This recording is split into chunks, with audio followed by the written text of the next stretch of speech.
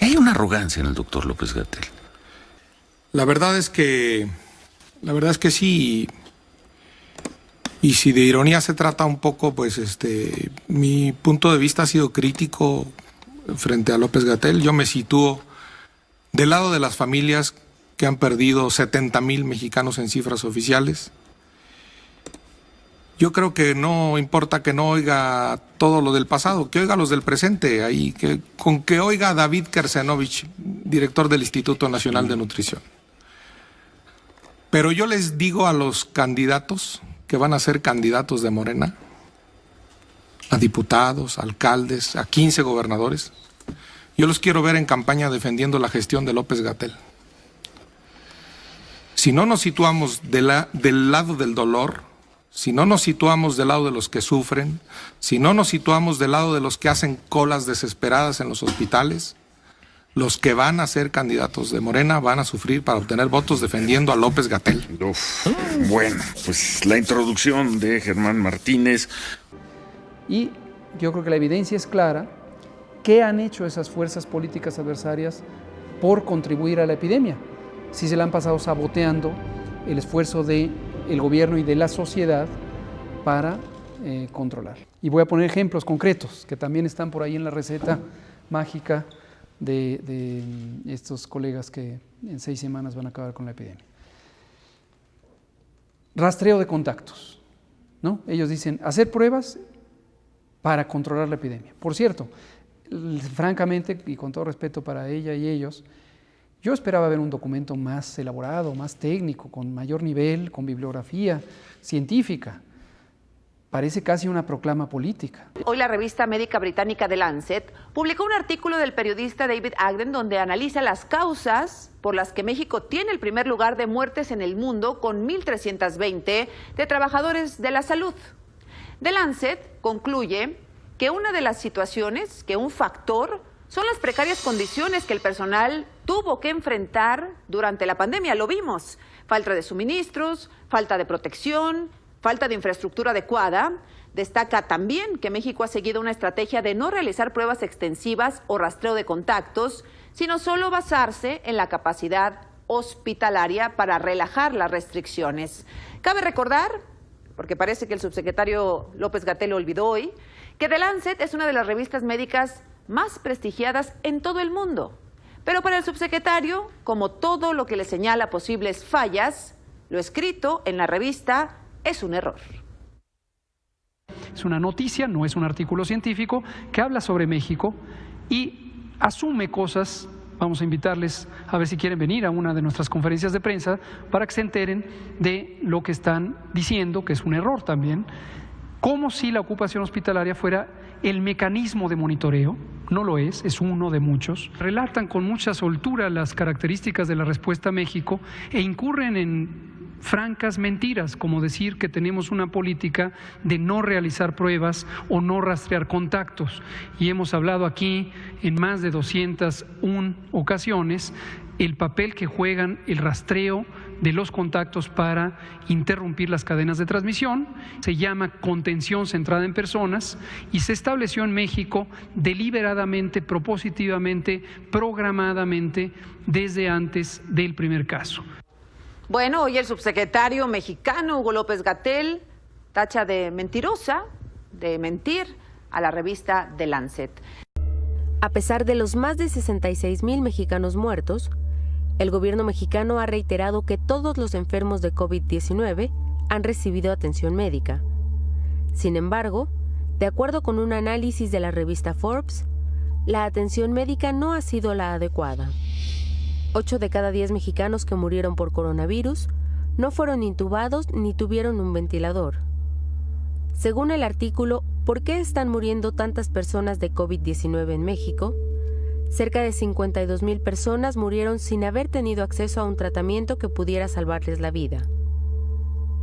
Este análisis, realizado con base en cifras de la Secretaría de Salud, muestra que solo el 27% de los pacientes intubados sobrevivieron. En Estados Unidos, el porcentaje de pacientes intubados que sobrevive es de 60%. Además, en Estados Unidos, un paciente de COVID-19 pasa entre 9 y 16 días en terapia intensiva. En México, los pacientes pasan menos de una semana en terapia intensiva.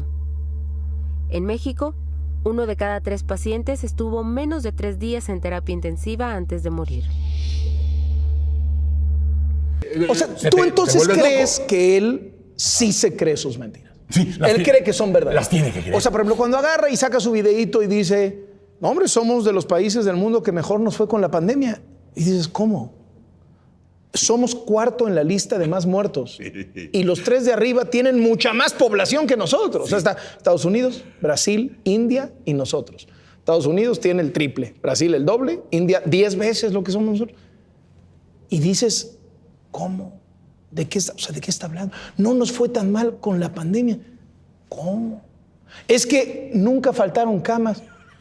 No, pues no faltaron camas, pero faltaron certificados de defunción, bro. Así es. O sea, ¿de qué te sirve tener camas disponibles si se te acabaron los certificados de defunción? La gente se murió por la negligencia del gobierno, bro. ¿Cómo sales y dices, nos fue re bien con la pandemia? Meciéndote, nos fue re bien con la pandemia. Puedes revisar toda la secuencia.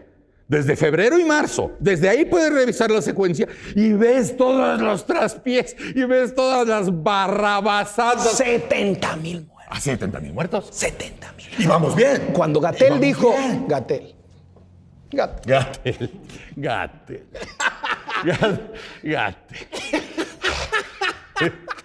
Por el fusible, ¿no?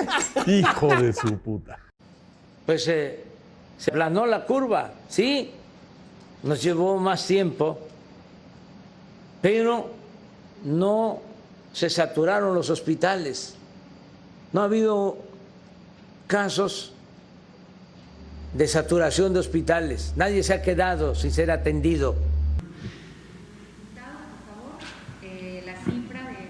30 o 30,000 personas que podrían perder la vida, lo volvemos a comentar.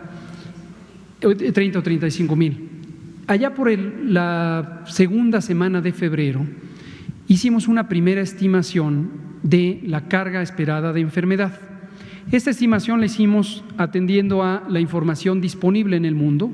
En ese momento la epidemia estaba concentrada en Wuhan, o la provincia de Hubei, en China, y empezaban apenas las epidemias en Estados Unidos y en Europa occidental.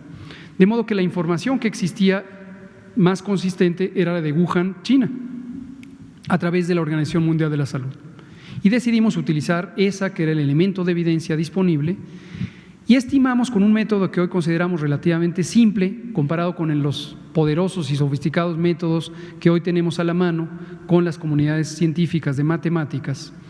Para hacer esa estimación, consideramos un repertorio, un rango, un intervalo de incidencias de tasas de ataque, desde 0.1, la que existía, 0.5 la que existía en ese momento en Hubei, 0.5%, y quisimos estimar de más y no de menos.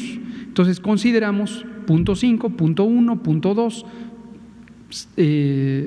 0.5, o sea, 0.05, 0.1, 0.2, 0.5, 1 e incluso 2.